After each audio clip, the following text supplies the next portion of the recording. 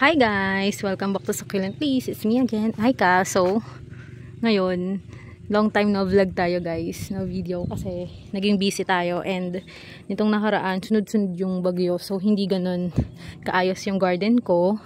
Sa inyo ba guys? Kamusta kayo? Naging maulan ba sa inyo nitong nakaraan? Tapos may ano pa, may mga may mga pagyanig, may mga earthquake pang nangyayari ngayon sa Pilipinas. So, ingat-ingat kayo guys. Always pray. Yan. So, balik na ulit tayo sa plants. Ngayon, ang gagawin ko is maglalagay ng topping sa ating mga lacteas. Yung mga bago ko. Tatlo yung bago eh. Ito, si white pink. Ayan si neon and then si green. Lalagyan natin siya ng lava rocks. And then yung mga luma, yan, dadagdagan din natin kasi nakikita na yung pamis niya.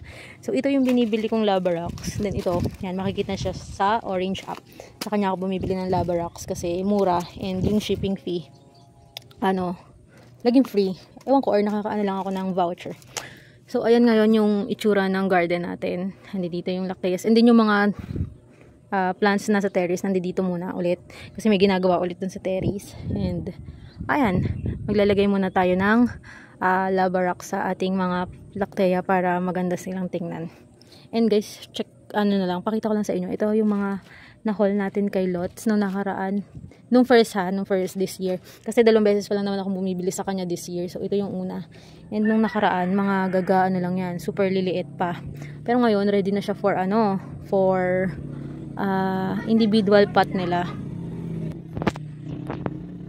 So, ayun, pwede na siya sa individual pot. Pinag-iisipan ko kung ililipat ko na siya sa individual pot para mas lumaki or dito muna. Kasi pagka in-individual pot ko siya, wala na akong space, wala na akong paglalagyan guys. Ayun, puno na. And then yan, may mga seedlings pa ako niya, no? Yan. And then yun.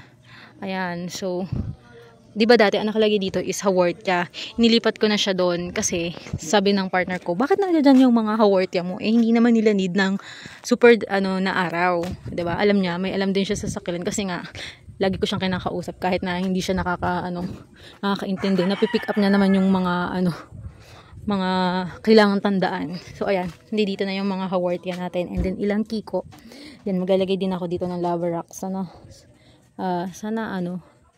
yung lava rocks natin kumasya. Kasi 3 kilo lang yung binili ko eh.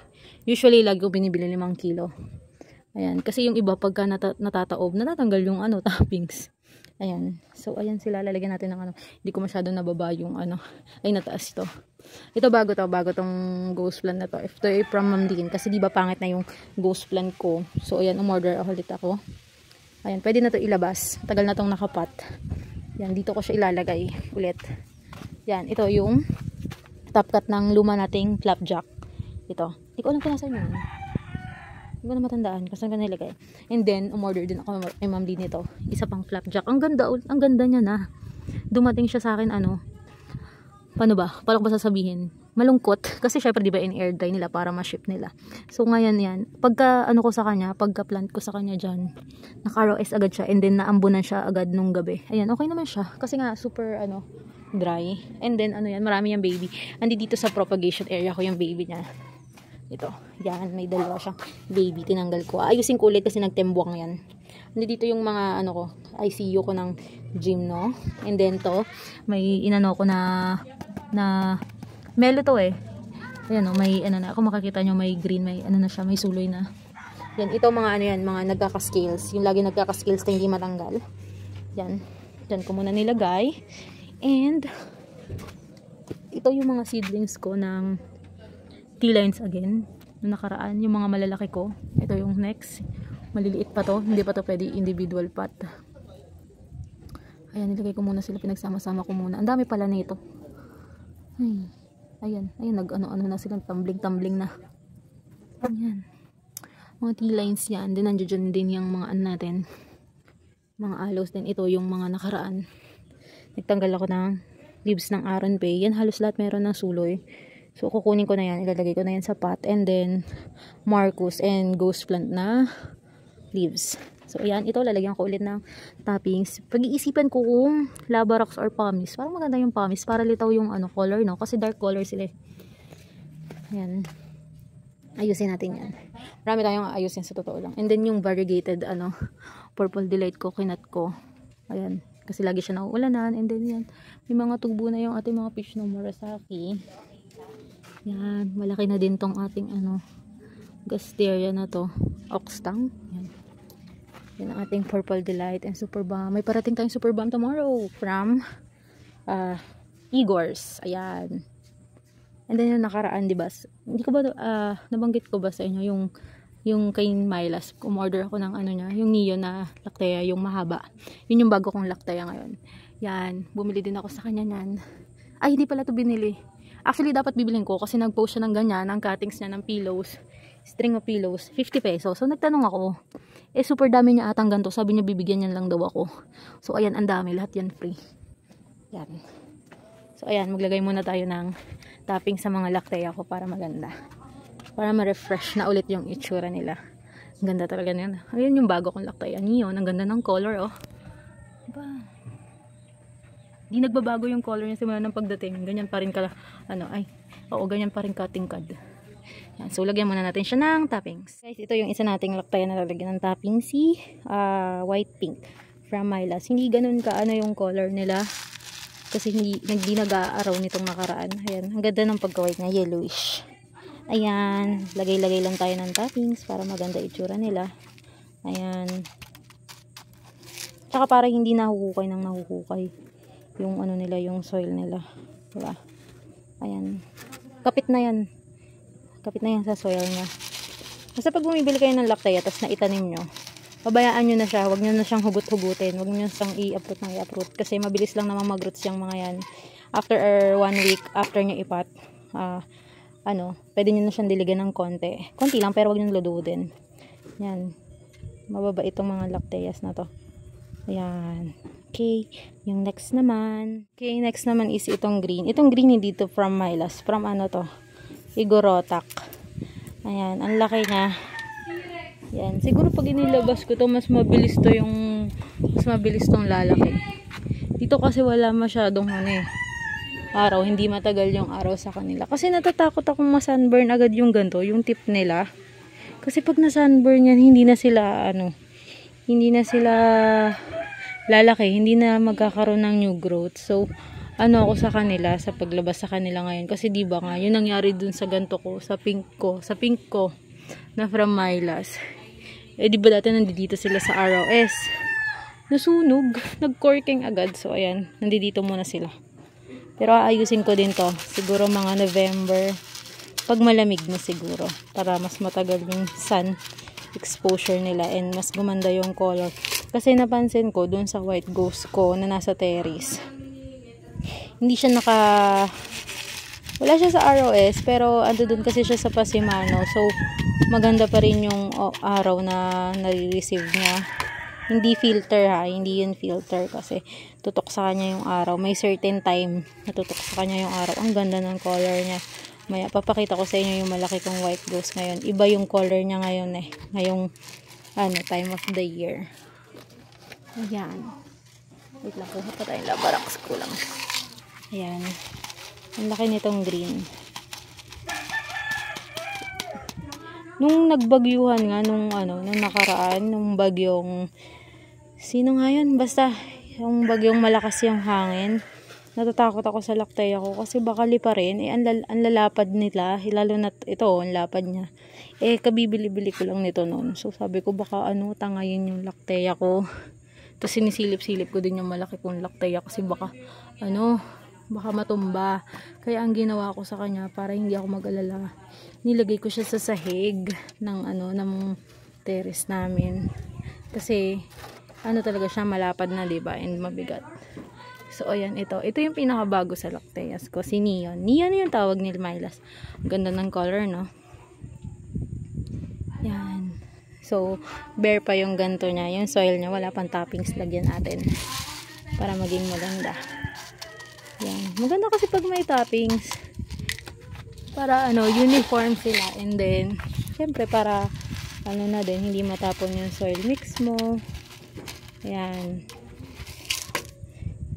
Yun lang naman yung itinatoppings ko. Magandang itoppings itong Labarax and Pumice. Pero wag kayo mag-toppings ng mga pebbles. Yung mga bato na mabibigat. Yan. Kasi hindi mo ma-check kung tuyo na yung lupa. Pagka ganon. Ito kasing Lavarax na gano'n siya, natutuyo siya. Makikita mo yung ano, yung soil mo if tuyo na kahit Lavarax yung gamit mo. Kaya niyan, oh. 'Di ba medyo medyo moisted kasi yung ginamit kong Lavarax, kaya matingkad yung color niya. So ito yung kulay naman ng Lavarax na ano, natuyo. Ayan, oh. Hindi ka siya sa cam. So ito, yan yung tuyo na. Tapos ito moisted, 'di ba? Yan. So ganyan yung pinagkaiba niya. So nakikita ko rin na na monitor ko kung tuyo or basa na pa yung aking mga plants. And kapag matagal na din kayo nagpa-plants at alam nyo na kung paano malalaman ang estado ng soil nila, kahit kahit nakapikit pa kayo, alam nyo kung tuyo o basa na yan. Ayan. Lalo na sa kagaya ko na hindi masyado mahilig magdilig. Hindi ako mahilig magdilig, guys. As in. Kaya nung nakaraang summer, nagkaroon ng millibugs yung mga echeverias ko. So, sobrang tamad ko magdilig. Ayan, kasi super tuyo siya. So, ayan. Lagay natin. Ang hirap Ang hirap magtama-tama ng ng Lactea. So, ayan guys. Ayusin ko lang ulit. Mahirap magbalik ng plants ng isa lang yung kamay. Mabigat yung pas nila, baka mabitawan ko. So, ayun guys, natapos ko nalagyan na ng toppings yung mga Lacteas natin. Ayan, and gusto ko lang ulit i-flex sa inyo itong mga crested natin, mga cristata natin. Yan, ang ganda nila. Though, ang sakit sa mata kasi hindi sila uniform ng pots kasi kasi yung mga pot na ganyan, yung mga terracotta na yan, yung Japanese terracotta na yan, wala na akong makita. Though meron siya sa Shopee, pero ang mahal. Noong time kasi na binili ko yan, hindi yan ganun kamahal. And then yung mga, na yan, mga ceramic na mangkok, galing lang yan, Daiso din. Yan. And, ayan yung laman ng rack ko na yan. Doon yan sila. Yan, malalaki na talaga yung mga gymnos ko. Ang sarap ilagay sa sa individual pot. Yun nga lang yung space, wala ako. And then yung shoebay ko, yan, parang gising na siya. Nagkaroon na siya ng dahon. Yan. And ayan, nagputol pala ako ng mga elen ko. Ayan, puro edema. Hinandi dito. Yan.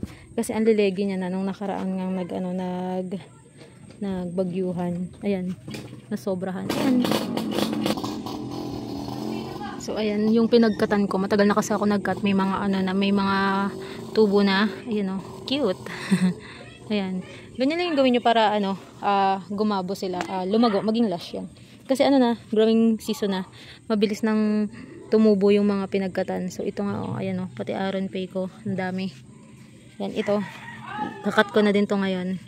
Wala, cut lang ako tapos air dry ko ng mga 3 days din. Tusok na ulit ako sa panibagong pot. Or dyan ko na lang din ilalagay. Dadagdagan ko na lang ng soil. Yan, tignan nyo yung mga mga pots ko. Puro puro, tawag mo dito? Lumot. Ayan. Kalat, diba? Hindi talaga maayos. Yung kinat ko doon na Aron Pay, nandito siya. Ayan, may takip pa siya na na ganyan. Para hindi agad siya sunburn. Ayan, pwede ko na siguro tanggalin kasi nakamahigit na siya, 1 week. So, ayan. Ay, may nabulok ata. May nabulok isa. Naulanan kasi. Ayan. Ay, hindi. Nabulok ko yung dahon. Pero lahat ba na wait, check natin. Nabulok yung mga dahon. Pero, yan, tanggalin na lang natin para makasure tayo. Iwan ko na lang dyan yung ayan, yung mga nabulok na dahon. Pero yung iba, okay naman. So, naglagay din ako dyan ng ito may string of hearts.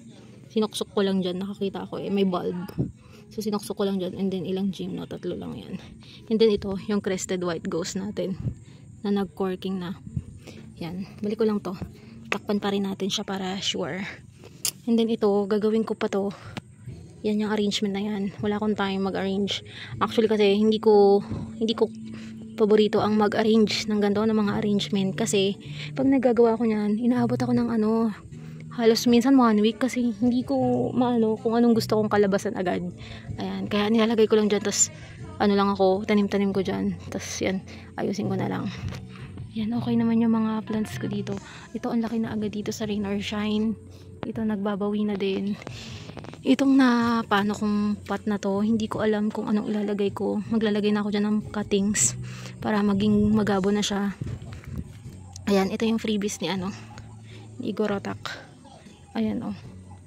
Ano ba to? Anong cactus yan? Yan, naiwan ko pala siya dyan. Nabayaan ko na dyan. Dapat dito to sa mga sa mga seedlings. Pero sige, dito ko na muna siya lalagay. Yan, di ba kalat-kalat yung plants ko kung saan ko na sila mailagay. May space pa sa totoo lang. Ayan, pati itong Aron Pay na to, nag-cut na din ako. Yan, nagkaroon na kasi ng space din doon. Yan, pati yung Chloe. Yan, mag-cut na kayo guys. Malamig na, mabilis na sila tumubo. And then yung Ellen, dyan ko nilagay oh. Yan, sapat ng hybrid Ellen ko. And inilipat ko na dito yung bago kong ghost. Ayan na yung ghost ko na bago from Ma'am Lynn. Yan, dyan na siya. Kasi pang ano naman siya, kaya niya naman yung rain or shine. And then ito yung purples ko. Grabe nangyari sa Purple Delight ko nung inilagay ko sila sa chapel. Naghaba siya. Hindi ko alam kung maglalash pa siya. Pero parang itong susunod magre-repat ako ng Purple Delight. Ayan. Then ang super bumps ko. Ayan. Na sunburn bigla. Nabigla sa araw. Pero okay lang. Mabait na si super bump ngayon kasi malamig na. Ayan. Ano yung nando doon sa taas? O, diba? Hindi ko na alam yung mga ayan oh. May string of hearts with damo. Tanggalin na natin to dito. Nang kakasira ng view doon. Hindi ko pa maayos yung taas. Ayan pa oh. Kasi yung isang ganito is, ayan. Yung string of pillows ang ilalagay ko dyan. Tapos nasa gitna yung claret. Ayusin natin yan. Yung monkey's tail mahaba na. Super ganda nila guys. Ang ganda ng color. Grabe. Ayan. Tapos ito, yung variegated Purple Delight natin, pinagkakat ko din. Asan yun? Ayun, nasa likod pala. Doon ko nilagay. Ayan. Doon ko nilagay. Diyan sila. Pati yung mga natin. Ayun, tignan nyo, diba? Lakas ng hangin. Opong ba yun? Ayun, yung bagay na yun. Lakas ng hangin dito. Ayun, na pagtong ko, plastic ko. Ayan, anong nangyari sa kanila. Pero okay lang, at least, safe sila. Kasi kinoveran ko talaga sila kasi hindi sila pwedeng maulanan ng matagal kasi talagang maglalagas na naman yan.